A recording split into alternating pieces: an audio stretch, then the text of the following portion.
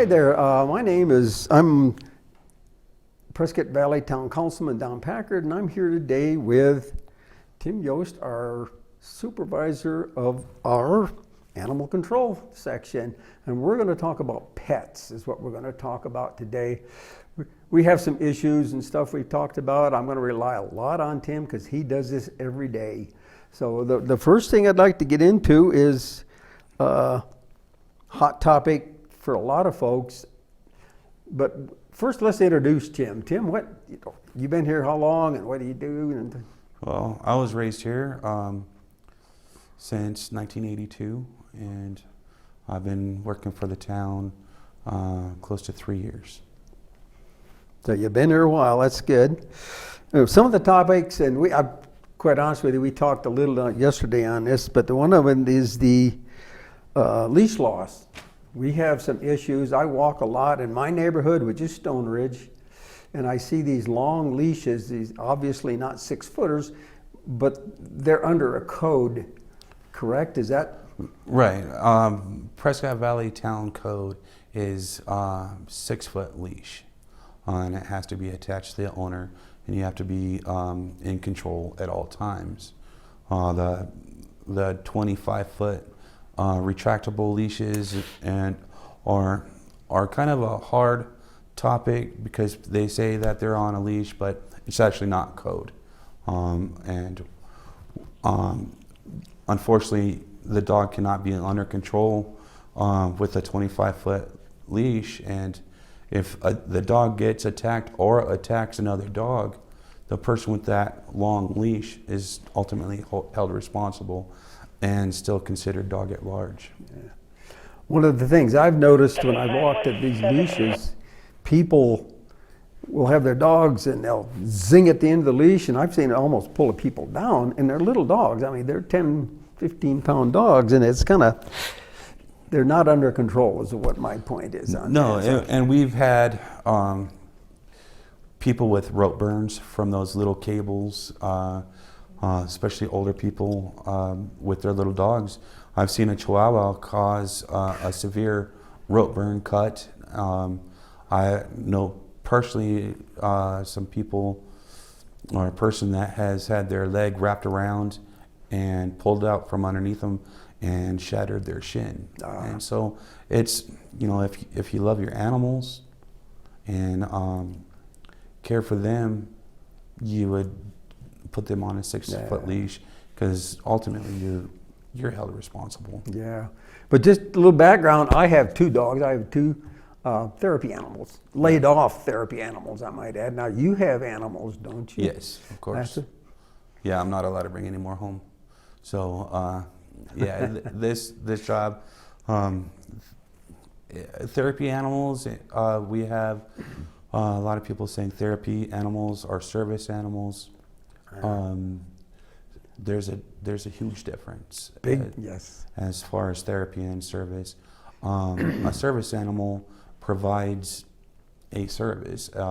It is trained to do a specific task for a person with a disability or cannot do something for themselves. A therapy animal necessarily doesn't have to be certified, and it doesn't follow under the same guidelines as a service. Yeah, our therapy animals, certified therapy animals, have to go through quite a rigmarole themselves, quite a course themselves. Absolutely. But doesn't do any good to lay them off. Anyway, that's because of the virus going around now. Right. Okay, do you know rabies and town licensing? Do you have an idea of that? Oh, absolutely. Now, town licensing is done all online. You go to petdata/town of Prescott Valley, and it's done all online. All you have to do is have your rabies vaccination certificate. From there, and rabies is actually the whole reason why animal control exists, is for rabies eradication. Yes. And so it's very important to us to have the license. The license proves that your rabies vaccination is current, and it's not only a town code, it's a state law. Yeah, and So having a license is actually, not having a license is actually a criminal offense. Wow. So Now the town has it, the county has it also, is that correct? yes. Okay. Yeah, it's town, county, state, and I believe you are now required to have it in all 50 states, some Wow. some Okay. form of license. Okay, I don't see it too much in my area, up in Stone Ridge, like I said, but barking dog nuisance, I've heard that from other people. Right, and we get quite a bit of calls for that. The best way to report a barking dog is through the Town of Prescott Valley website. We have a nuisance dog form that you fill out. That will give us all the information that we need to follow up with your complaint. And even if you call in the nuisance line, we'll call you back, and you'll still have to fill out that form. So if you fill out that form, we get it immediately, and we can act on it as fast as time Is it allows. like one time you just say, don't do this, the second time, what's the Yeah, penalty? the process is the first time it's kind of giving the owner of the dog a heads up, like, hey, your dog is barking, it's causing your neighbors, it's disturbing their peace. Yeah. And a lot of times the owners of the dog don't really know because their dogs don't bark when they're home. Yeah. So giving that initial heads up is the courteous thing to do. We try to tell people, if you feel comfortable with your neighbors, knock on their door, let them know. If it doesn't get fixed, then let us know. We'll go inform them, and it's a 3-step process that we try to use. The first time is anonymous. The second time, we'll give them a written warning, and then it's still anonymous. But the third time, you'll be required to fill out a log as far as how long, what time, what date that dog barked, and gives us a history. That way we can serve a disturbing the peace citation. Ah, okay. Yeah. Now, another thing that I've noticed, and I've seen this one time in my neighborhood, a person got bit by a dog, broke the skin, and the person said, well, it was my fault. I was reaching down to pet the dog, but it broke the skin. The gal had 2 or 3 bites on her legs. How shouldn't that be reported? Rabies tags comes to mind for me on that. Yes, anytime an animal, be it cat, dog, even wild animals, it needs to be reported. Anytime saliva from an animal contacts blood, that's actually state required. Oh. And it is required for the owner and the victim to report a dog bite within town code as well. It's required to tell us so we can do the follow-up. We have to report that to the state, Arizona Department of Health Oh. Services. Okay, good. And with dog bites, like you said, if it's on your property, you have company over, dog bites a company, it's going to be a civil issue. But when the dog, like, let's say you're at your house, your door gets open, your dog runs out in the street and bites somebody, then it is dog at large, and the owner of the dog is liable for everything that. The owner, right. Yeah. Yeah. Whatever damages that dog occurred, you're responsible. One thing I opened my garage door, it's been a couple of years ago, and my 2 dogs shot out, and there was people walking by, okay? And I've only done that twice. I won't do it again. But the first time, the person just stood there. And the dogs, again, they're trained therapy animal, they didn't do anything. But the second time, this guy came after them with a stick, screamed and yelled at me, leash law, la la. Now, isn't there some kind of a code that you can't attack a dog like that, other than the fact that maybe you think he's going to bite you? Right. Yeah. If you're afraid for your life, as a human being, you should be able to defend yourself. And but if the dog is just looking at you, barking at you. That's what dogs do. Right. They're basically saying, get out. Dogs don't know their perimeter of their properties, per se. The right thing to do, if you think it's going to be an issue or an ongoing problem, give animal control a call and we'll go contact them. That way it alleviates any neighbor on neighbor, because you have to live with the people that's on your street. And to have that head-on contact, after that, it's usually a negative. We try to piece it back together. Let's be neighbors. Yes. And you know, like I said, it happened twice to you. It was an accident, and we try to, as animal control, we try to be human being. We know animals are animals. Yeah. I mean, we're not going to go out there and lay a sledgehammer down and say, we're going to give you a ticket. We try to educate before anything. Good deal. Now, we're in summer. Pavement's hot. Dogs are thirsty. Do you ever get calls, say, there's a dog in the backyard, he's dying of thirst? Stuff well, like, not dying of thirst, but... Yeah, it's, beginning of June. We've already seen, 90-degree weather here. I've already been on a call, Walmart parking lot. Inside that car was 140 degrees. And there was a little dog in there. People think that it's cool outside, maybe a little breeze going on. It doesn't happen. And in Arizona, they give us the right to open the car and retrieve the dog if it's in distress.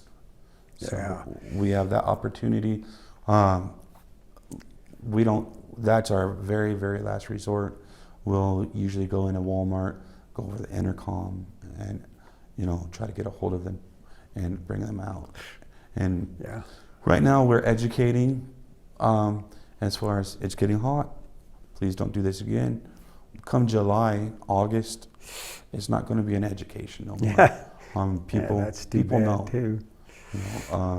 And on pavement, the common rule, 90-degree weather, pavement can reach 145. The rule is take your hand to the pavement 10 seconds. If you have to pull off in that 10 seconds, don't be walking your dog. Yeah. Put booties on them, walk them in the grass. Dirt's a little cooler, but that pavement gets hot. Yeah. Now, we talked yesterday briefly on this dogs off leash. There's a park there around where I live, and the people go there and they let their dogs off leash, right by the sign that says your dog must be leashed, and they throw the ball and stuff like that and play with the dog, and it disturbs the other dogs.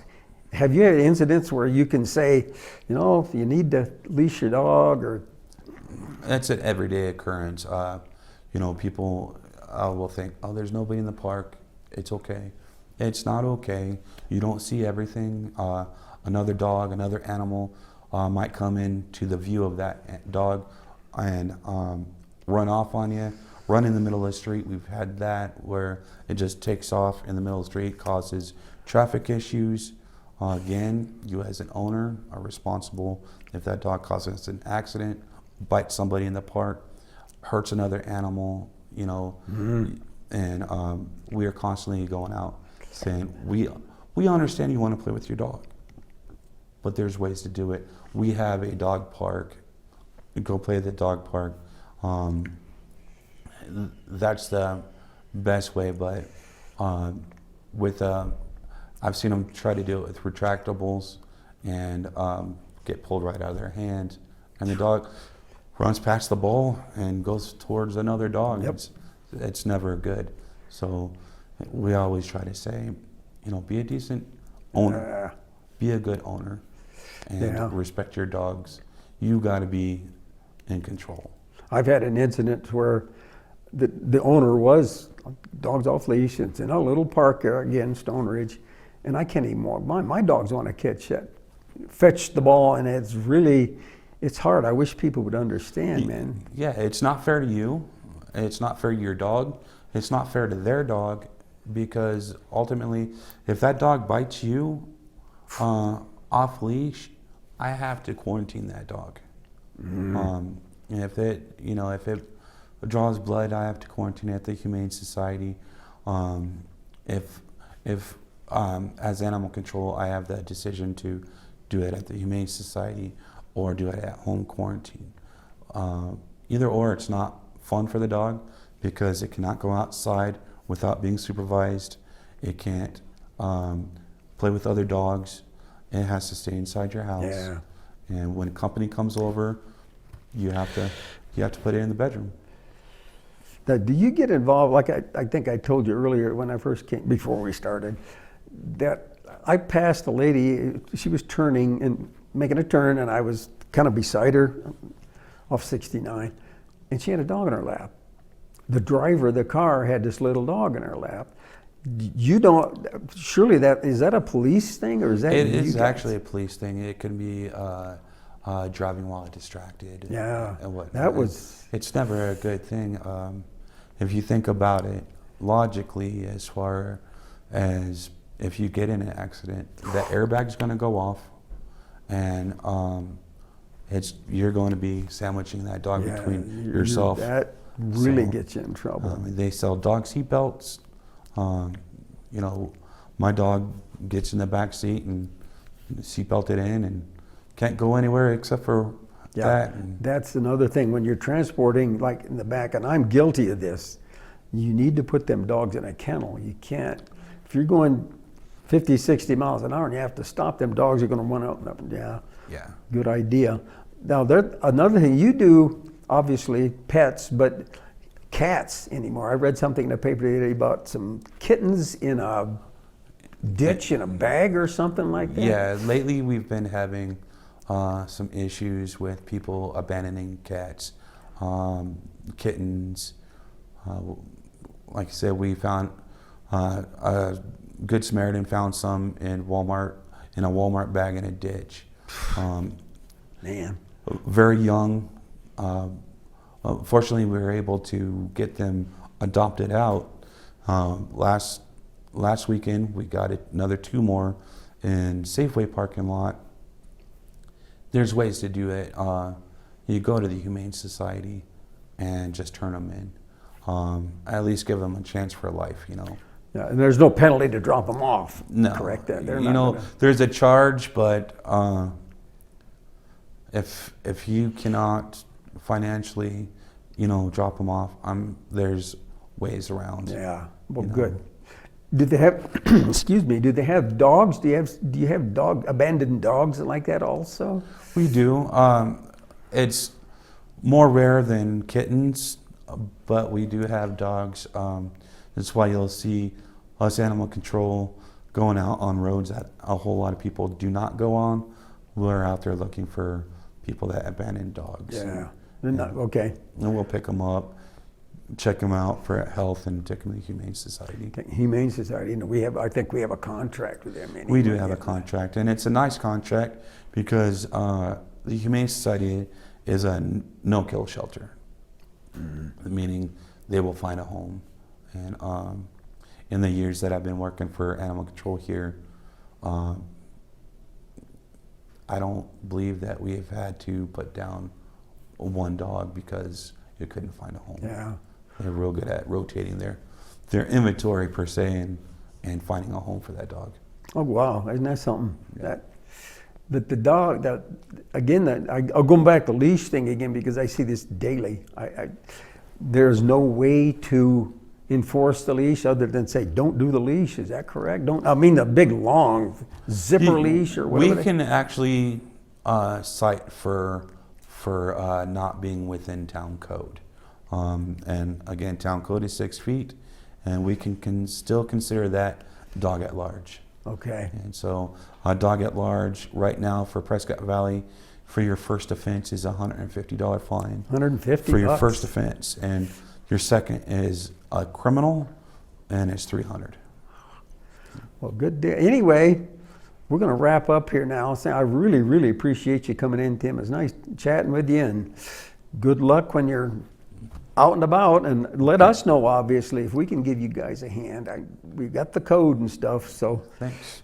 And anybody else has questions, they can call Animal Control, 928-772-5190. 5190. Yep. Good, and I've done that.